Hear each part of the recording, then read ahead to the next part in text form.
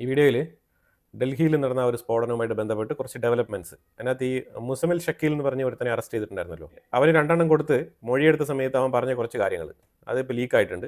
അപ്പോൾ അതുമായിട്ട് ബന്ധപ്പെട്ടാണ് നമ്മൾ നോക്കുന്നത്. അതിൽ ചില നിർണായക വിവരങ്ങൾ, അതായത് ഇവർ പൈസയൊക്കെ എങ്ങനെ സംഘടിപ്പിച്ചു, അതുപോലെ തന്നെ എവിടെ നിന്നാണ് ഈ മെറ്റീരിയൽസ് ഒക്കെ കളക്ട് ചെയ്തത്, എങ്ങനെയാണ് ഈ മൾട്ടിപ്പിൾ സിറ്റീസിൽ ഇവർ പ്ലാൻ ചെയ്തത് എന്നുള്ളതിനെക്കുറിച്ചുള്ള വെളിപ്പെടുത്തലാണ് പുറത്തു വന്നിരിക്കുന്നത്. അപ്പോൾ അതൊന്ന് ജസ്റ്റ് ഒന്ന് നമുക്കൊന്ന് ക്രാക്ക് ഡൗൺ ചെയ്യാം. ഇത് പ്രധാനമായിട്ടും ഹൈലി ഓർഗനൈസ്ഡ് വൈറ്റ് കോളർ തീവ്രവാദമാണ്, അതിൽ യാതൊരു ഡൗട്ടും ഇല്ല. ജയ്ഷെ മുഹമ്മദിൻ്റെ അണ്ടറിൽ തന്നെയാണ് ഇത് നടന്നത് എന്നുള്ളതിനെക്കുറിച്ചുള്ള തെളിവ് കിട്ടിയിട്ടുണ്ട്. ഈ മുസമിൽ ഷക്കീൽ NIAക്ക്, നാഷണൽ ഇൻവെസ്റ്റിഗേഷൻ ഏജൻസിക്ക് കൊടുത്ത കൺഫെഷനിലാണ് ഈ വിവരങ്ങൾ ഉൾപ്പെട്ടിട്ടുള്ളത്. ഇതിനകത്ത് ഈ മുസമിൽ ഷക്കീൽ പറഞ്ഞിരിക്കുന്നത് ഈ ഉമറിൻ്റെത്, അതായത് പൊട്ടിത്തെറിച്ച ഉമറിൻ്റെത് ഞങ്ങളുടെ എല്ലാം കൂടി ചേർന്നുള്ള ഒരു പദ്ധതിയാണ്. അപ്പോൾ അത് 2 വർഷത്തെ കഠിന പ്രയത്നമാണെന്നാണ് പറഞ്ഞിരിക്കുന്നത്. 2 വർഷത്തത് ഓർക്കസ്ട്രേറ്റഡ് ഓഫ് സീരിയസ് കോർഡിനേറ്റഡ് പൊട്ടിത്തെറികൾ across the major Indian cities, ഇതാണ് അവരുടെ അജണ്ട. അപ്പോൾ ഇത് ഈ ഒരു കൺഫെഷനിൽ പൂർണ്ണമായിട്ടും ഇപ്പം നിലവിൽ നടന്ന വിഷയത്തിനെ ചൊല്ലി അതിനെ ചുറ്റിപ്പറ്റി ഇവർ ചെയ്ത കാര്യങ്ങൾ എന്തൊക്കെയാണ്, ഇവരെ ഇബ്രാഹിം എന്ന പേരിലുള്ള ഒരു വ്യക്തി സാറ്റലൈറ്റ് ഫോണിലൂടെ നിയന്ത്രിക്കുന്നുണ്ടായിരുന്നു എന്നുള്ള ഒരു അക്സെപ്റ്റൻസും കൂടി ഇവൻ നടത്തിയിട്ടുണ്ട്. ഇവർ 2023 തുടക്കകാലത്തിൽ ഏർലി 2023 തന്നെ ഇതിനെക്കുറിച്ചുള്ള പ്ലാനിംഗ് ഒക്കെ സ്റ്റാർട്ട് ചെയ്തിരുന്നു എന്നുള്ളതാണ്. അതായത് ഇന്ത്യയിലുള്ള മൾട്ടിപ്പിൾ സിറ്റീസിനെ ടാർഗറ്റ് ചെയ്തുകൊണ്ടുള്ള ഈ ഒരു മിഷന് വേണ്ടിയിട്ടുള്ള, ഈ പ്രോജക്റ്റിന് വേണ്ടിയിട്ടുള്ള തുടക്കം 2023 എന്നുള്ളതാണ് അറിയാൻ കഴിയുന്നത്. അപ്പോൾ 2023 മുതലേ ഇവർ ഈ പൊട്ടിത്തെറിപ്പിക്കാനുള്ള സാധനങ്ങളൊക്കെ കളക്ട് ചെയ്യാണ്. അത് മാത്രമല്ല അതിൻ്റെ ഇലക്ട്രോണിക് ഡിവൈസസ് ഇതെല്ലാം തന്നെ അവർ പ്രൊക്യൂർ ചെയ്യുന്നുണ്ട്. അപ്പോൾ ഇവർ പർച്ചേസ് ചെയ്ത സാധനങ്ങളായിട്ട് അവൻ പറഞ്ഞത് യൂരിയ പർച്ചേസ് ചെയ്തിട്ടുണ്ട്, അമോണിയം നൈട്രേറ്റ് പർച്ചേസ് ചെയ്തിട്ടുണ്ട്, അതേപോലെ ഫെർട്ടിലൈസർ NPK ഫെർട്ടിലൈസറും പർച്ചേസ് ചെയ്തിട്ടുണ്ട്. വിവിധ ഫെർട്ടിലൈസർ ഷോപ്പുകളിൽ നിന്നാണ് ഇവൻ പർച്ചേസ് നടത്തിയിരിക്കുന്നത്. ഏതാണ്ട് 26 ക്വിൻ്റൽ NPK പർച്ചേസ് നടത്തിയിട്ടുണ്ട്. അതിന് വന്ന ചിലവെന്ന് പറഞ്ഞാൽ ഏതാണ്ട് 3 ലക്ഷം റുപ്പീസാണ്. 3 ലക്ഷം റുപ്പീസ് മുടക്കിക്കൊണ്ടാണ് ഇവൻ ഈ ഒരു NPK 26 ക്വിൻ്റൽസ് പർച്ചേസ് നടത്തിയത്. പ്രധാനമായിട്ടും ഡീലേഴ്സായിട്ട് ഇവൻ ആശ്രയിച്ചിരുന്നത് ഗുർഗാമിലുള്ള ഒരു ഷോപ്പ്, നൂവിലുള്ള ഒരു ഷോപ്പ്, ഹരിയാനയിലുള്ള ഒരു ഷോപ്പ്, ഇവിടെയൊക്കെയാണ് ചുറ്റിപ്പറ്റി. ഈ ഒരു 3 സ്ഥലങ്ങൾ കേന്ദ്രീകരിച്ചാണ് ഇവൻ പർച്ചേസിങ് നടത്തിയിരിക്കുന്നത്. അതായത് വളരെ സിമ്പിളായിട്ട് ലോക്കലൈസ്ഡ് ഏരിയയിൽ നിന്നാണ് ഈ കാര്യങ്ങളെല്ലാം കളക്ട് ചെയ്തിരിക്കുന്നത്. അപ്പോൾ ഇതാണ് ഇപ്പം അൺഎഡ്യൂക്കേറ്റഡ് ആയിട്ടുള്ള ഒരു തീവ്രവാദിയെ സംഘടിപ്പിക്കുമ്പോൾ അവന് റെഡിമെയ്ഡ് ആയിട്ട് സാധനം കൊടുക്കണം. പക്ഷേ എഡ്യൂക്കേറ്റഡ് ആയിട്ടുള്ള ഒരു തീവ്രവാദിയെ സെലക്ട് ചെയ്യുമ്പോൾ അവന് പറഞ്ഞു കൊടുത്താൽ മതി എന്തൊക്കെ ചെയ്യണം, എങ്ങനെയൊക്കെ മിക്സ് ചെയ്യണം, എന്തൊക്കെ ചെയ്ത് കഴിഞ്ഞാൽ എങ്ങനെയൊക്കെ സംഭവിക്കും. അപ്പോൾ അതുകൊണ്ട് ബേസിക്കായിട്ട് തന്നെ അവന് ലോക്കൽ ഏരിയയിലുള്ള സാധനങ്ങളെല്ലാം കളക്ട് ചെയ്ത് തന്നെ അവന് ഇങ്ങനെ ഒരു വലിയ രീതിയിലുള്ള പൊട്ടിത്തെറി ഉണ്ടാക്കാൻ സാധിക്കും. ആ രീതിയിൽ വളരെ ഭീകരമാണ് ഈ എഡ്യൂക്കേറ്റഡ് ആയിട്ടുള്ള തീവ്രവാദികളെ ചൂസ് ചെയ്യുമ്പോൾ ഉണ്ടാകുന്ന ആ ഒരു ആഘാതം എന്ന് പറയുന്നത്. വളരെ വളരെ വലുതാണ്. പിന്നെ ഈ ഡെറ്റനേഷൻ മെക്കാനിസം, അതുമായിട്ട് ബന്ധപ്പെട്ട കാര്യങ്ങളൊക്കെ ഇവൻ ഫരീദാബാദിൽ നിന്നാണ് പർച്ചേസ് ചെയ്തിരിക്കുന്നത്. ഇവന്മാർ ഈ മെറ്റീരിയൽസ് ഒക്കെ സൂക്ഷിച്ച് വെക്കാൻ വേണ്ടിയിട്ട് ഫ്രീസർ ഉൾപ്പെടെയുള്ള സംവിധാനങ്ങളെല്ലാം സെറ്റ് ചെയ്തിട്ടുണ്ട്. അതുകൂടാതെ ഇവന്മാർ ഒരു ഫ്ലോർ മില്ല്, ഈ അരി പൊടിക്കുന്ന അങ്ങനെ ഒരു മില്ല്, ആ ഒരു മില്ല് ഇവന്മാരുമായിട്ട് ബന്ധപ്പെട്ട് കണക്ഷനിലുണ്ട്. ആ മില്ലാണ് ശരിക്കും യൂരിയയെ അരച്ച് പൊട്ടിച്ച് ഇതിനെ, അതായത് ഈ ഒരു പൊട്ടിത്തെറിക്ക് ഉപയോഗിക്കാൻ പറ്റുന്ന രീതിയിൽ ആ ഒരു പാകത്തിനാക്കി കൊടുത്തത്. അപ്പോൾ നിങ്ങളൊന്ന് ആലോചിച്ച് നോക്കൂ, എത്ര ക്വിൻ്റൽ കണക്കിൽ യൂരിയ മേടിച്ചുകൊണ്ട് പോയി ഫ്ലോർ മില്ലിട്ട് പൊടിച്ച് അതിനെ അത്രമാത്രം പൗഡർ ഫോമിലാക്കി എടുക്കുക എന്ന് പറഞ്ഞാൽ ചില്ലറ കാര്യമാണ്. എത്രമാത്രമാണ് ഇവരുടെ ഒരു തീവ്ര നിലപാടെന്നുള്ളതാണ് നമ്മൾ മനസ്സിലാക്കേണ്ടത്.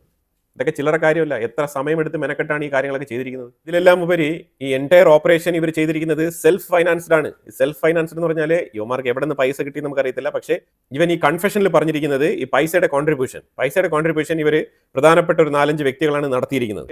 ഈ മൾട്ടിപ്പിൾ സിറ്റീസിൽ പൊട്ടിത്തെറി നടത്താൻ വേണ്ടി മാത്രം ഇവർ 26 ലക്ഷം സമാഹരിച്ചിട്ടുണ്ട്. ഈ 26 ലക്ഷം ഇവർ പിരിച്ചെടുത്തതല്ല, ഈ 26 ലക്ഷം ഇവർ സെൽഫായിട്ട് തന്നെ കോൺട്രിബ്യൂട്ട് ചെയ്തതായിട്ടാണ് പറയുന്നത്. ഈ പൊട്ടിത്തെറിച്ച ഉമറില്ലേ, അവൻ 2 ലക്ഷം രൂപ ഇതിനകത്ത് ഇട്ടിട്ടുണ്ട്. ഈ കൺഫെഷൻ ചെയ്ത ഈ മുസമിൽ ഷക്കീൽ ഇവൻ 5 ലക്ഷം രൂപ ഇതിനകത്ത് ഇട്ടിട്ടുണ്ട്.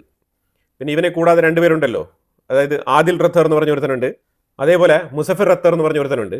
ഇവന്മാർ 2 പേരും 4 ലക്ഷം 8 ലക്ഷം ഇട്ടിട്ടുണ്ട്. പിന്നെ ഒരു 6 ലക്ഷം അൺനോൺ പേഴ്സന്റെ കയ്യിൽ നിന്ന് വന്നതായിട്ടാണ് പറയുന്നത്. ആ ഒരു വിവരം ഇപ്പോഴും കോൺഫിഡൻഷ്യലാണ്, കാരണം അതുമായിട്ട് ബന്ധപ്പെട്ട ഇൻവെസ്റ്റിഗേഷൻസ് നടന്നുകൊണ്ടിരിക്കുകയാണ്. ഷാഹിൻ സായിദ് എന്ന് പറഞ്ഞ ആ ലേഡി തീവ്രവാദിയില്ലേ, അവൾ 5 ലക്ഷം കോൺട്രിബ്യൂഷൻ ചെയ്തിട്ടുണ്ട്. അപ്പോൾ ഇങ്ങനെയാണ് ഇവരുടെ പൈസയുടെ കോൺട്രിബ്യൂഷൻ. ഇവരെല്ലാം ഡോക്ടേഴ്സാണ്, തീർച്ചയായിട്ടും ഇവർക്ക് പൈസയുണ്ട്. പൈസ അവർ സ്വന്തമായിട്ട് തന്നെ മുടക്കുന്നു എന്നുള്ളതാണ് ഇതിനകത്ത് മനസ്സിലാക്കാൻ പറ്റുന്നത്. അപ്പം NIAയുടെ ഇതുവരെയുള്ള അന്വേഷണത്തിൽ ഇവർക്ക് എവിടെ നിന്ന് പൈസ വന്നതായിട്ടുള്ള അറിവൊന്നുമില്ല. പക്ഷേ അതേസമയം ഇവരെല്ലാവരും തന്നെ ഈ ഒരു കോളേജ് അൽഫല യൂണിവേഴ്സിറ്റിയുമായിട്ട് ബന്ധപ്പെട്ട് കേന്ദ്രീകരിച്ച് അവിടെ നിന്നാണ് ഈ പ്രവർത്തനങ്ങൾക്കെല്ലാം ചുക്കാൻ പിടിച്ചത്. അതാണ് സെൻറ്റർ ഓഫ് തീവ്രവാദത്തിൻ്റെ കേന്ദ്രം ഇന്ത്യക്കുള്ളിൽ, ജയ്ഷെ മുഹമ്മദിൻ്റെ കേന്ദ്രം. അപ്പോൾ അവിടുത്തെ ഫൈനാൻഷ്യൽ ഡീലിങ്സ് ഇപ്പം NIA ഇൻവെസ്റ്റിഗേഷൻ ചെയ്തുകൊണ്ടിരിക്കുകയാണ്. അതായത് അവിടെ ഒരുപാട് തിരിമറികൾ നടന്നിട്ടുണ്ടെന്നും അവിടെ വന്ന ഫണ്ടുകൾ പല ഫണ്ടുകളെയും കുറിച്ചുള്ള വിവരങ്ങളാണ് ഇപ്പോൾ അന്വേഷിച്ചുകൊണ്ടിരിക്കുന്നത്. ഡൊണേഷൻ എന്നുള്ള പേരിൽ പല രീതിയിലുള്ള ഫണ്ടുകൾ വന്നിട്ടുണ്ട്. അപ്പോൾ അവിടെ ഒരുപാട് തിരിമറികൾ നടന്നിട്ടുണ്ട്. പ്രൂഫിൽ പല ഫണ്ടുകൾക്കും സോഴ്സ് ഇല്ല എന്നുള്ള വിവരം കൂടി ഇപ്പോൾ വരുന്നുണ്ട്. അപ്പോൾ അതിനെക്കുറിച്ചും അന്വേഷണങ്ങൾ നടക്കുകയാണ്.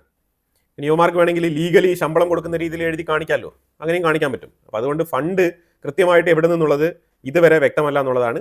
ഇവർ സെൽഫായിട്ട് ഇത്രയും പൈസ കോൺട്രിബ്യൂട്ട് ചെയ്തുകൊണ്ട് ഈ ഒരു ഓപ്പറേഷന് വേണ്ടിയിട്ട് തീരുമാനിച്ചു എന്നാണ് ഇവന്റെ കൺഫെഷൻ സ്റ്റേറ്റ്മെന്റ് ഇങ്ങനെയാണ് പുറത്തു വന്നിരിക്കുന്നത്. പിന്നെ ഈ മുസമിൽ ഷക്കീൽ ഇവരുടെ ഇന്റർനാഷണൽ കണക്ഷൻസിനെ കുറിച്ച് വെളിപ്പെടുത്തൽ നടത്തിയിട്ടുണ്ട്. അപ്പോൾ ഇതിനകത്ത് ലക്ഷക്കണക്കിന് പൈസ മുടക്കിക്കൊണ്ട് ഏതാണ്ട് 6.5 ലക്ഷത്തിന് AK-47 പർച്ചേസ് ചെയ്യാൻ വേണ്ടിയിട്ടുള്ള പുറപ്പാടിലായിരുന്നു.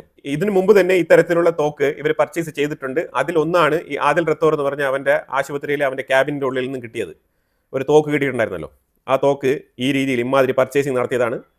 ഇതുപോലെ ഇനി വേറെ എവിടെയെല്ലാം പർച്ചേസ് ചെയ്ത് സൂക്ഷിച്ച് വെച്ചിട്ടുണ്ട് എന്നുള്ളതിന്റെ വിവരം കൂടി പുറത്തു വരേണ്ടതുണ്ട്. പിന്നെ ഈ മുസമിൽ ഷക്കീലിനെ അവന്റെ ടീമിൽ അറിയപ്പെടുന്നത് മൻസൂർ എന്ന പേരിലാണ്. അതാണ് അവന്റെ ഹാൻഡിൽ നെയിം, മൻസൂർ. അതേപോലെ ഈ പൊട്ടിത്തെറിച്ച ഉമർ ഉണ്ടല്ലോ, ഉമറിന്റെ ഹാൻഡിൽ നെയിം എന്ന് പറയുന്നത് ഹാഷിം എന്നാണ്.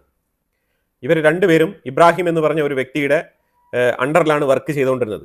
ഇബ്രാഹിം എന്ന് പറയുന്ന ആൾ ഇവരുടെ അടുത്ത് ഈ സാറ്റലൈറ്റ് ഫോൺ ത്രൂ ഇവരെ വിളിച്ച് സംസാരിക്കുകയും കോർഡിനേറ്റ് ചെയ്യുകയും അതേപോലെ തന്നെ ഇവർക്ക് ഈ സംവിധാനങ്ങളൊക്കെ എങ്ങനെ ചെയ്യണം, എങ്ങനെ പൊട്ടിത്തെറിപ്പിക്കണം, എന്ത് ചെയ്തു കഴിഞ്ഞാൽ മൾട്ടിപ്പിൾ സിറ്റിയിൽ ഒരേപോലെ പൊട്ടിത്തെറിപ്പിക്കാൻ പറ്റും, അതുപോലെ തന്നെ ഇവർക്ക് ഈ തീവ്ര നിലപാടുള്ള ആശയങ്ങൾ പഠിപ്പിക്കുക, ഇതെല്ലാം തന്നെ ചെയ്തുകൊണ്ടിരുന്നത് ഈ ഇബ്രാഹിമിന്റെ നേതൃത്വത്തിലാണ്. അപ്പോൾ ഇവരുടെ ക്രോസ് ബോർഡർ എൻഗേജ്മെന്റിന്റെ തെളിവിനായിട്ട് ഇവരുടെ തുർക്കി സന്ദർശനം അതിന്റെ വെളിപ്പെടുത്തലും കൂടി വന്നിട്ടുണ്ട്. തുർക്കിയിലേക്ക് ഇവർ പോയിട്ടുണ്ട്.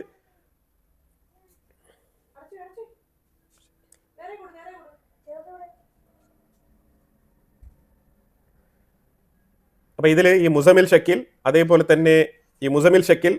തന്നെ ഈ പൊട്ടിത്തെറിച്ച ഉമർ, ആദിൽ റത്തോർ, അതേപോലെ തന്നെ മുസഫർ റത്തോർ, ഇവർ നാല് പേരുമാണ് തുർക്കി സന്ദർശിച്ചത്.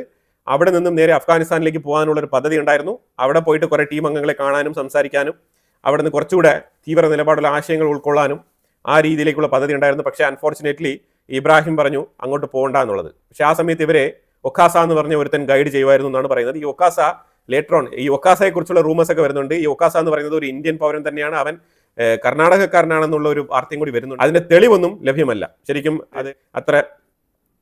അത് ജസ്റ്റ് ഒരു ടാഗ് ലൈൻ മാത്രമാണ് കർണാടക എന്നൊക്കെ പറയുന്നത്, സ്റ്റേറ്റ് ഓഫ് കർണാടക എന്ന് പറയുന്നത്. പക്ഷേ ഇതുവരെ ഈ ഒക്കാസ എന്ന് പറഞ്ഞവനെ കുറിച്ചുള്ള വിവരങ്ങളൊന്നും തന്നെ ഒഫീഷ്യലി പുറത്തു വന്നിട്ടില്ല.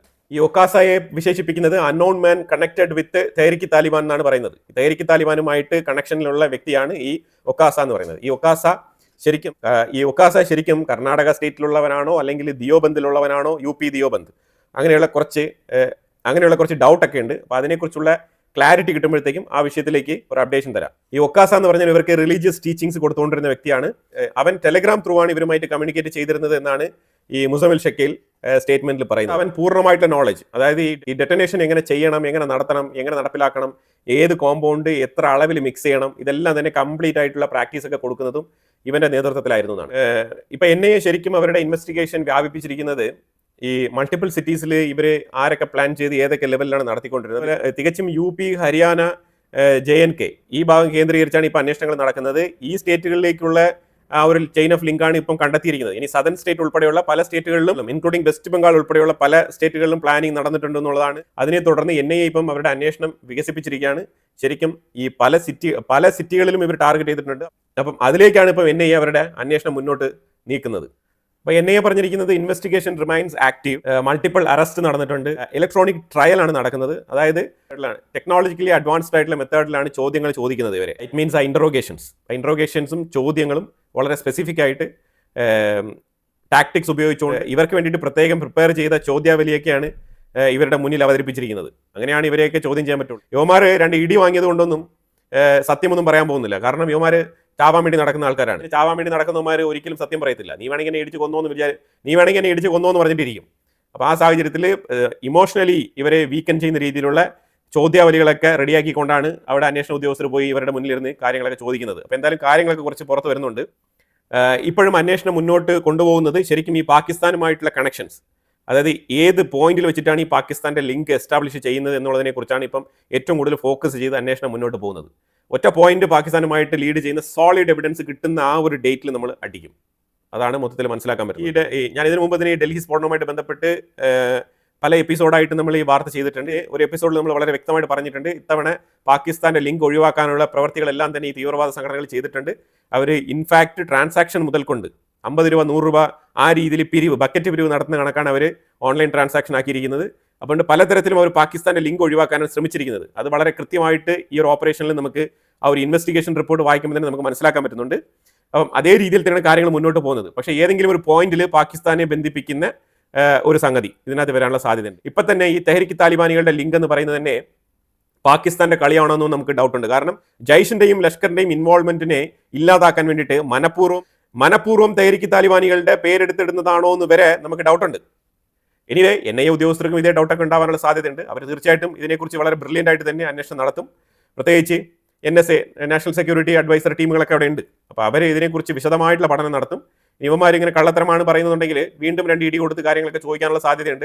അപ്പോൾ എന്തായാലും ഈ തെഹ്രിക്ക് താലിബാനികളെയാണ് ഇപ്പോൾ ഏറ്റവും കൂടുതൽ ഇമ്പോർട്ടൻ്റ് ആയിട്ട് ഇന്ത്യക്കെതിരെ തിരിക്കാൻ നിങ്ങളൊരു കാര്യം മനസ്സിലാക്കണം. കാരണം പാകിസ്ഥാനിൽ എന്തെങ്കിലുമൊക്കെ പൊട്ടിത്തെറി നടന്നു കഴിഞ്ഞാൽ ഇന്ത്യയുടെ ഇൻഫ്ലുവൻസ് കൊണ്ട് തെഹ്രിക്ക് താലിബാനികളാണ് ഇത് ചെയ്തത്, അല്ലെങ്കിൽ ഇന്ത്യയുടെ ഇൻഫ്ലുവൻസ് കൊണ്ട് അഫ്ഗാനിസ്ഥാനികളാണ് ഇത് ചെയ്തത്, അല്ലെങ്കിൽ ഇന്ത്യയുടെ ഇൻഫ്ലുവൻസ് കൊണ്ട് ബലൂചിസ്ഥാനികളാണ് ഇത് ചെയ്തത് എന്ന് പറയുന്ന സ്വഭാവമാണ് പാകിസ്ഥാൻ. അതേ ലാംഗ്വേജിലാണ് ഇവിടെ മുസമിൽ ഷക്കീലിന്റെ ആ ഒരു കുറ്റസമ്മതം നമുക്ക് മനസ്സിലാക്കാൻ പറ്റുന്നത്. തെഹ്രിക്ക് താലിബാനികളെ ഇവിടെ കൊണ്ടുവരാണ് സെന്റർ ഓഫ് അറ്റൻഷൻ എന്നുള്ള നിലയിൽ. അപ്പോൾ ഇതിൽ നിന്ന് നമുക്ക് മനസ്സിലാക്കാൻ പറ്റുന്നത് ഇവിടെ തെഹ്രിക്ക് താലിബാനികൾക്ക് എന്തെങ്കിലും റൂൾ ഉണ്ടോ എന്നുള്ളതിന് എനിക്ക് കുറച്ച് ഡൗട്ട് ഉണ്ട്. കാരണം ഇതിനകത്ത് ജയ്ഷും ലഷ്കറുമാണ് ഇവിടെ ഏറ്റവും കൂടുതൽ ഇടപെട്ടിരിക്കുന്നത്. ഇത് നമുക്ക് ഒറ്റ നോട്ടത്തിൽ തന്നെ മനസ്സിലാക്കാൻ പറ്റുന്ന കാര്യമാണ്. പക്ഷേ ഇവിടെ തെഹ്രിക്ക് താലിബാനികളെ എന്തിന് കൊണ്ടുവരുന്നു എന്നുള്ള ചോദ്യം ഇത് വളരെ പ്രസക്തമായിട്ടുള്ള ചോദ്യമാണ്. ഇവർക്കറിയാം ഏതെങ്കിലും ഒരു സാഹചര്യത്തിൽ നിങ്ങൾ പിടിക്കപ്പെടും. അങ്ങനെ പിടിക്കപ്പെടുമ്പോൾ നിങ്ങൾ ഉപയോഗിക്കേണ്ട ടാക്ടിക്സ്, എന്ത് ഇൻഫർമേഷനാണ് കൊടുക്കേണ്ടത്, ഇതൊക്കെ ഇവരുടെ അടുത്ത് ഇതെല്ലാം ഇവർക്ക് പ്രീലോഡഡ് ആയിരിക്കും. അതുകൊണ്ടാണ് ഇവർ കൃത്യമായിട്ട് ഇങ്ങനത്തെ പേരുകളൊക്കെ ഉപയോഗിക്കുന്നത്.